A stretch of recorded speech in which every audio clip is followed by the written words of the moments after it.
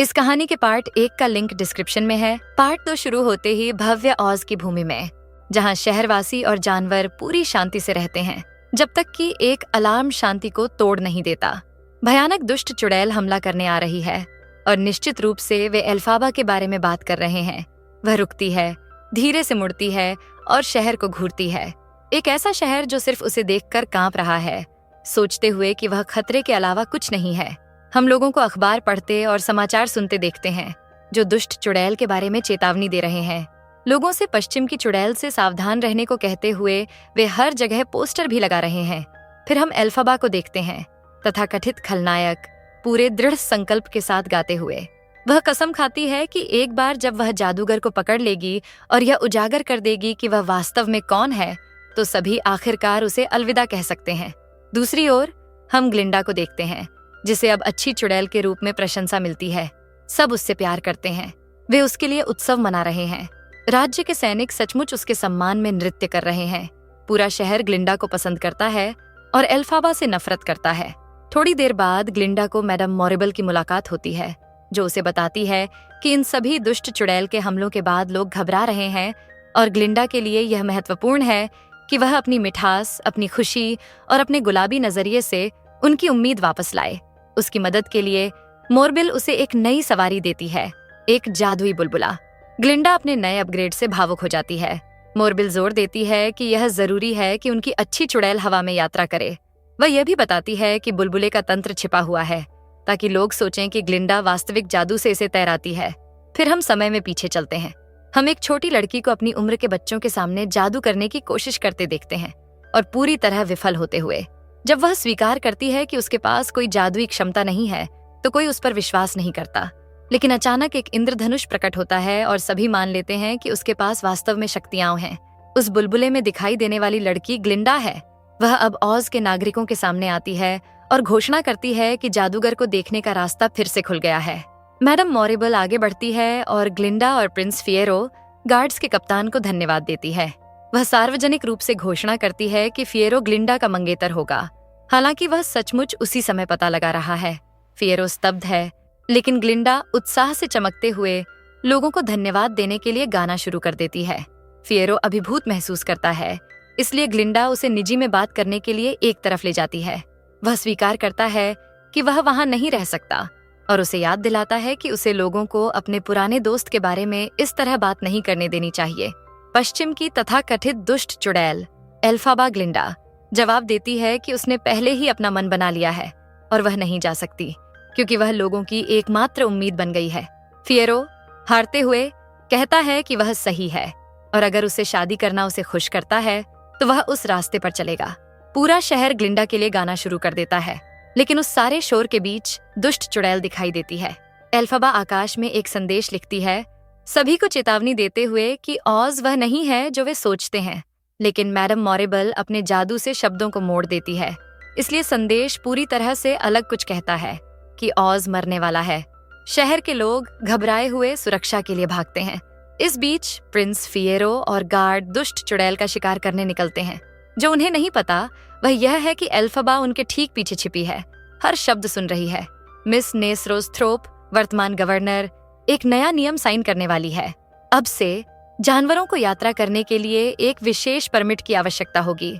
NASA समझाती है कि उसे इसे साइन करना होगा, क्योंकि अगर वह नहीं करती तो अधिकारी और लोग सोचेंगे कि वह अपनी बहन एल्फाबा जैसी ही दुष्ट है। यहीं बॉक वुड्समैन आता है।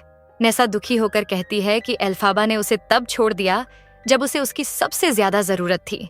जब उनके पिता की मृत्यु हुई तब भी वह वहां नहीं थी। एल्फाबा जानवरों के साथ आती है, उनसे ऑज न छोड़ने की विनती करते हुए। वह उन्हें बताती है कि वह उनके डर को समझती है, लेकिन उन्हें याद दिलाती है कि यह उनका घर है और उन्हें इसके लिए लड़ना चाहिए। लेकिन विरोध कर रहे कुछ जानवरों पर हमला किया जाता है। ननाओसा प्रकट होती है और सीधे एल्फाबा की बाहों में भागती है। दुखी होकर वह उसे अलविदा कहती है, कहते हुए कि उनकी एकमात्र पसंद अब ऑज से परे की भूमि में भागना है। फिर भी नाना जोर देती है कि उन्हें भागना होगा, क्योंकि ऑज में कोई भी तब तक नहीं रुकेगा जब तक एल्फाबा मर नहीं जाती। एल्फाबा गाना शुरू करती है, कहते हुए कि ओज जैसी कोई जगह नहीं है, कि भले ही उसे कभी किसी का समर्थन नहीं मिला, यह हमेशा उसका घर रहेगा। एल्फाबा अपनी बहन नेसा से मिलने आती है। नेसा, कड़वी और आहत, उसे याद दिलाती है कि वह उसे देखने नहीं आई, न ही उनके पिता के अंतिम संस्कार में शामिल हुई। लेकिन एल्फबा जवाब देती है कि उनके पिता उससे नफरत करते थे और इसलिए वह वहां नहीं थी। गवर्नर नेसारोज गुस्से में है। वह एल्फबा के चेहरे पर फेंकती है कि वह आकाश में उड़ सकती है, जानवरों की मदद कर सकती है, जबकि वह, उसकी अपनी बहन, उस मदद का एक अंश भी नहीं पा सकती। एल्फबा प्रभावित होकर अपनी बहन को थोड़ी खुशी वापस देने के लिए एक जादू करती है। जादू काम करता है। नेसा तैरने लगती है, खुशी से अभिभूत। लेकिन उसी समय बोक अंदर आता है और सब कुछ देख लेता है। वह कहता है कि उसे कुछ महत्वपूर्ण करना है। ग्लिंडा फिएरो से शादी करने वाली है। वह जोड़ता है कि वह ग्लिंडा से कहने जा रहा है कि वह हमेशा से उससे प्यार करता है। यह सुनकर नेसा सबसे क्रूर तरीके से महसूस करती है कि बोक ने कभी उससे प्यार नहीं किया। बेताब होकर वह अपनी बहन की जादू की किताब पकड़ती है और उसका उपयोग करने की कोशिश करती है, लेकिन वह जादू का गलत उच्चारण करती है। परिणाम स्वरूप बोक्यू का दिल धीमा होने लगता है। एल्फाबा समय पर कदम रखती है और आंशिक रूप से जादू को उलट देती है ताकि बॉक न मरे, लेकिन वह उसे पूरी तरह से वापस नहीं ला सकती। तबाह होकर वह चली जाती है। बॉक टिन मैन में बदल कर उभरता है। ग्लिंडा अपनी शादी के लिए तैयार हो रही है जब अचानक एल्फबा खिड़की से अंदर घुस जाती है। ग्लिंडा उसे अंदर भेजती है इससे पहले कि कोई देख सके। वह एल्फबा को जादूगर के पास जाने के लिए मनाने की कोशिश करती है, लेकिन एल्फाबा मना कर देती है। एल्फाबा सीधे विज़र्ड ऑफ ऑज के पास जाती है और उसे चेतावनी देती है कि वह हर एक मेहमान को सच्चाई बताने जा रही है कि ऑज वह नहीं है जो वह दिखावा करता है, कि उसकी शक्ति वास्तविक नहीं है। जादूगर जवाब देता है कि सच्चाई जानने या न जानने से कुछ नहीं बदलेगा, क्योंकि लोग उस पर विश्वास करना कभी नहीं छोड़ेंगे। तभी ग्लिंडा प्रकट होती है। वह एल्फाबा से उनके साथ शामिल होने के लिए कहती है। जादूगर उसे प्रभावित करने की कोशिश करता है, उसे बताता है कि उसके पास कभी परिवार नहीं था। ग्लिंडा एल्फबा को एक तरफ खींचती है और उसे बताती है कि वह भागने से थक गई होगी। एल्फबा जादूगर से साबित करने की मांग करती है कि वह वास्तव में अच्छा है। वह उसे जानवरों को दोष देना बंद करने, उन्हें मुक्त करने के लिए कहती है। जादूगर विषय से बचता है। एल्फाबा जोर देती है, कम से कम उसे उड़ने वाले बंदरों को मुक्त करना होगा। ग्लिंडा चमकते हुए चली जाती है। जादूगर फिर एल्फबा से कहता है कि वह उसे परखना चाहता है। वह चाबी लेती है और बंदरों को मुक्त करने जाती है। गहराई से द्रवित होकर वह उनसे माफी मांगती है, लेकिन एक बंदर वापस आता है और एल्फाबा को सच्चाई बताता है। एक गुप्त जगह है जहां जादूगर टन भर अन्य जानवरों को पिंजरों में बंद रखता है। इस बीच एल्फाबा उस भयावह कमरे की खोज करती है। हर प्रकार के जानवर फंसे हुए और उनकी स्वतंत्रता छीन ली गई है। वह डॉक्टर डिलामोंट को पाती है, लेकिन वह अब बोल नहीं सकता। एल्फाबा जादूगर का सामना करती है। वह उसे याद दिलाती है कि उसने एक बार पूछा था कि वह वास्तव में क्या चाहता है, और अब जब वह आखिरकार समझ गई है तो वह उससे लड़ने और उसे उजागर करने के लिए सब कुछ करेगी। ग्लिंडा और फिएरो की शादी अचानक बाधित हो जाती है जब जानवर घबराहट में बाहर निकलते हैं। प्रिंस फिएरो एल्फाबा का पक्ष लेता है। वह जादूगर को पिंजरे में जाने का आदेश देता है। ग्लिंडा उस समय आती है। फिएरो घोषणा करता है कि वह एल्फाबा के साथ जा रहा है। ग्लिंडा टूट जाती है। वह मान लेती है कि वे प्रेमी हैं और दिल टूटे हुए उन्हें साथ जाने के लिए कहती है। ग्लिंडा अकेली रह जाती है उस जगह पर जहां उसकी शादी होनी थी। वह फूलों और टूटी हुई खुशी के अवशेषों से घिरी हुई स्वीकार करती है कि वह हमेशा जानती थी कि फिएरो एल्फाबा से प्यार करता है, उससे नहीं। इस बीच फिएरो एल्फाबा को अपनी बाहों में पकड़ता है। वह धीरे से गाती है, कबूल करते हुए कि उसने हमेशा उसका सपना देखा। प्रिंस एल्फाबा को बताता है कि वह सुंदर है। वे एक साथ गाना शुरू करते हैं और धीरे धीरे उनके बीच का तनाव एक भावुक चुंबन में बदल जाता है। मैडम मॉरिबल चुड़ैल को नष्ट करने के लिए दृढ़ मौसम को मोड़ती है और एक विशाल तूफान उत्पन्न करती है। एल्फाबा को अपनी बहन की चिल्लाहट सुनाई देती है। उसे एक भयानक दृष्टि मिलती है। नेसा पर गिरता हुआ घर। डॉरथी प्रकट होती है। ग्लिंडा उसे और उसके छोटे कुत्ते को अलविदा कहती है। उसके बाद ग्लिंडा एक नष्ट हुए घर तक चलती है और रोते हुए टूट जाती है। वह जानती है कि नेसा चली गई है। उसी समय एल्फाबा आती है। ग्लिंडा की पीड़ा से द्रवित होकर वह उससे एक तरफ होने के लिए कहती है ताकि वह अपनी बहन को अलविदा कह सके। लेकिन दुख जल्दी ही गुस्से में बदल जाता है जब एल्फाबा को पता चलता है कि ग्लिंडा ने नेसा के जादुई जूते डॉरथी को दे दिए। एल्फाबा वापस झपटती है, कहते हुए कि चाहे जितना भी दर्द हो, फिएरो हमेशा उसके जैसे किसी को चुनेगा, कि फिएरो कभी ग्लिंडा का नहीं था, कभी उससे प्यार नहीं किया और कभी नहीं करेगा।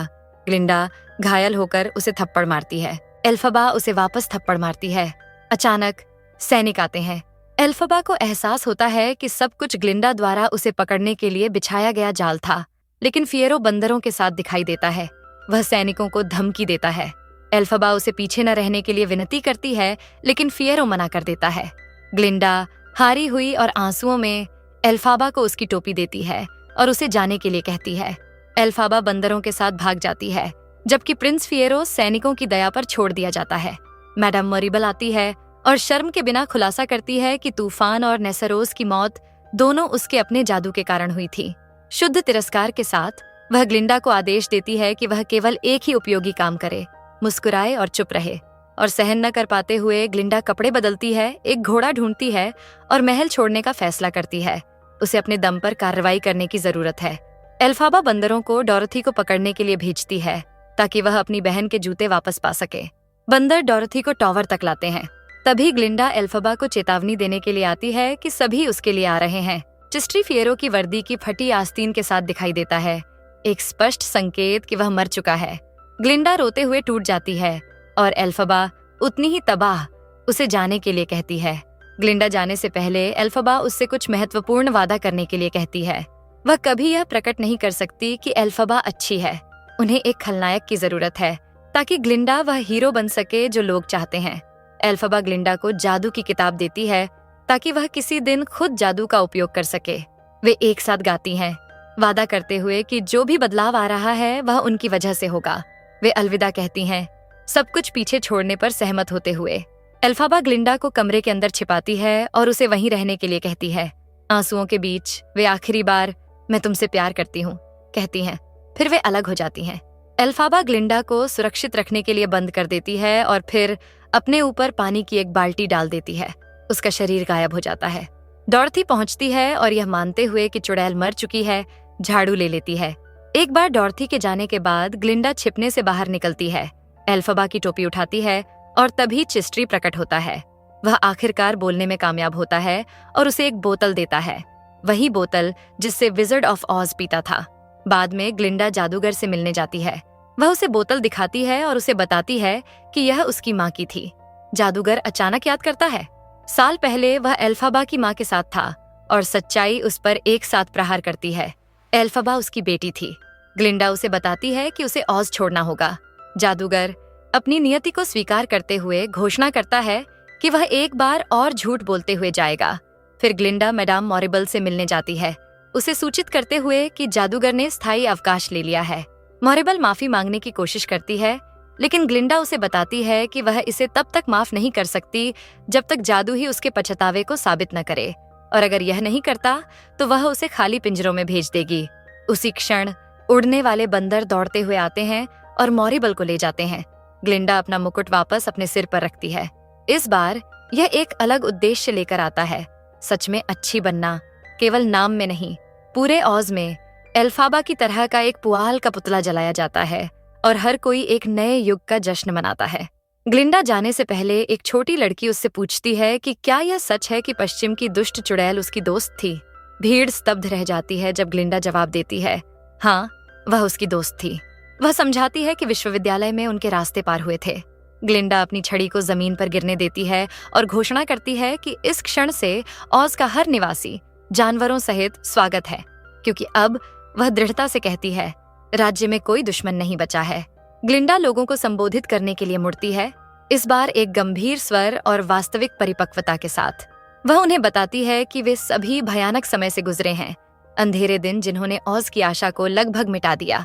वह स्वीकार करती है कि शायद भविष्य में अभी भी ऐसे खतरे होंगे जो उन्हें डराएंगे, कि शांति कभी गारंटीड नहीं है।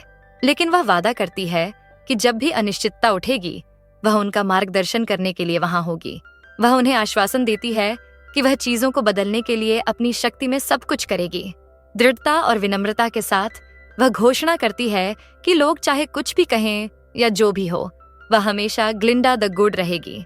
जैसे ही भीड़ भावना से तालियां बजाती है, कैमरा सभी नागरिकों के चेहरों पर घूमता है। उनके बीच हम डेलामोंड बकरी को भी देखते हैं, गर्व से देखते हुए जैसे ऑज एक नए अध्याय में कदम रखता है।